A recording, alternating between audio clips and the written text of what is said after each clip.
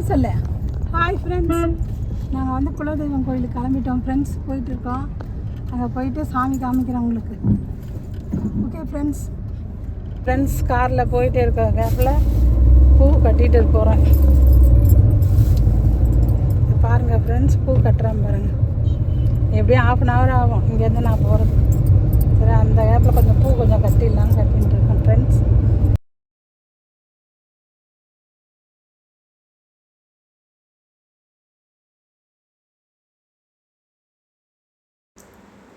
Hello friends, இதை பாருங்கள், இதுதான் எங்களோட முனீஸ்வரன், எங்களோட குலதெய்வம். இந்த கோயிலுக்கு வந்துட்டோம். இங்கே பாருங்கள் எப்படி இருக்குது பாருங்கள் கோயில். இதுதான் இங்கெல்லாம் நிறைய கடைகள்லாம் இருக்கும் பாருங்கள்.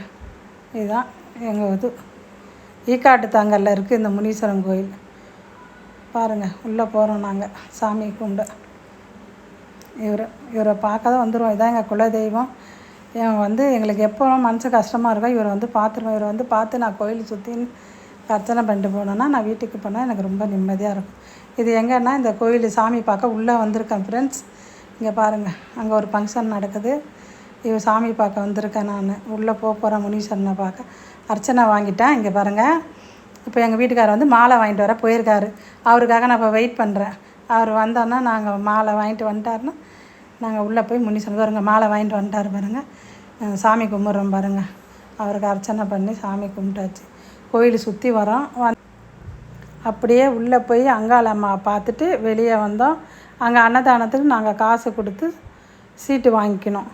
அதுக்கப்புறம் வந்து இங்கே பக்கத்தில் வந்து அந்த அரிசி போடுறதுக்கு ஒரு படி 50 ரூபா, அதை வாங்கி அன்னதானத்துக்காக அந்த சேர்த்துட்டோம். அரிசி வாங்கி சேர்த்துட்டு அப்படியே நடந்து வராங்க. நான் பேத்தியும் தாத்தாவும் வராங்க. வந்துட்ட பிற்பாடு நான் வந்து அந்த கோயிலேருந்து பாருங்கள் பின்னாடியே வரேன். நான் அது பாருங்கள், தாத்தா கையை பிடிச்சிட்டு என் பேத்தி வரா பாருங்கள்.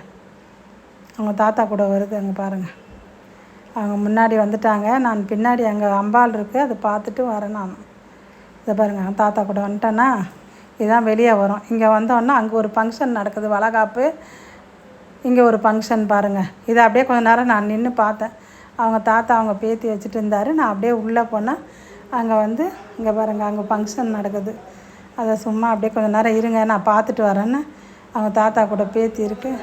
நான் போய் அப்படியே உள்ளே வந்து பின்பக்கமாக போனால் அங்கே நாகாத்தம்மா இருக்குது. நாகாத்தம்மா பார்த்துட்டு அப்படியே வந்தோம். இங்கே 6 படையில் முருகர் இருக்கிறார், வள்ளி தெய்வயானவர் காட்சி கொடுக்குறார். அங்கே வந்து சாமியை கும்பிட்டுட்டு அங்கே விபூதி கொடுத்தாங்க. அது பாருங்கள், எங்கள் தாத்தா கையிலேருந்து பேத்தி வாங்கி நெத்தியில் வச்சுட்டு அப்படியே அப்படியே வந்தோம். அங்கே பாருங்கள், ஹாய் சொல்லிட்டு பாருங்கள் என் பேத்தி.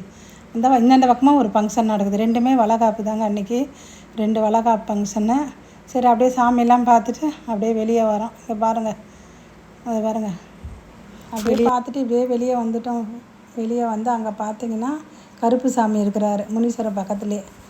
பாருங்கள், முனீஸ்வரன் பக்கத்தில் கருப்பு சாமி இருக்கார். கருப்பு சாமி பக்கத்தில் திஷ்டி கழிப்பாங்க, சுற்றி போடுறாங்க. அங்கே சுற்றி போடும்போது நானும் எங்கள் வீட்டுக்காரங்க நின்று பார்த்துட்ருக்குறோம். ஒரே ஒரு வீடியோ எடுக்கலான்னா என் பேத்தி எங்கன்னா நிற்கிறாளா பாருங்கள். அங்கே பாருங்கள், அவங்க தாத்தாவையும் தொல்லை பண்ணுது, நிற்க மாட்டேந்து. ஒரு ஃபோட்டோ எடுக்க கூட நிற்க மாட்டேந்து. அப்புறம் பாருங்கள், நீங்களாம் ஃபேமிலியோடு இந்த முனீஸ்வரன் கோயிலுக்கு வாங்க.